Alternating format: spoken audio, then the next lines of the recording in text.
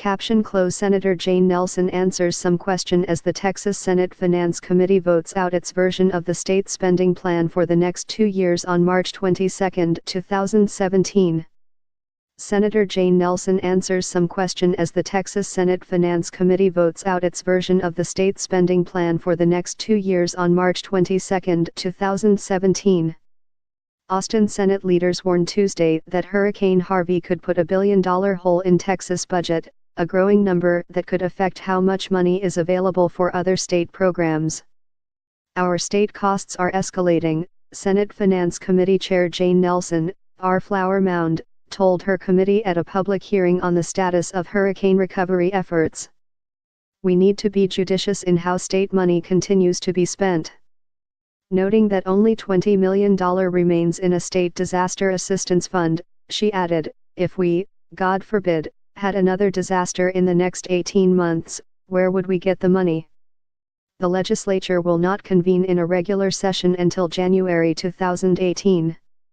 Updated numbers provided to the committee on Tuesday show the state has spent more than $1.7 billion so far in state funds, along with billions in federal assistance. Legislative Budget Board officials said as much as $2 billion in additional state funds may be needed in 2019 to cover hurricane-related school costs. The committee also grilled Texas Land Commissioner George P. Bush, who is in charge of housing relief programs, about growing complaints from storm victims about the slow pace of repairs and temporary housing. Their message: speed things up. Bush said 8,702 households have immediate needs, out of 890,000 Texans overall who have applied for federal disaster relief, including housing assistance. Bush said that $5 billion in assistance approved by the U.S. Department of Housing and Urban Development may not arrive in Texas until the fall of 2018, a delay attributed to rules that must be written and approved in Washington. State Sen. Lois Kolkhorst, R. Brenham, whose district was hard hit by Harvey, acknowledged that the road to recovery from the nation's most destructive storm will be a long, long road. Bush said that $1 billion in immediate state funding would allow temporary housing assistance to be speeded up. Those funds could be fully reimbursed later by the federal government, he said.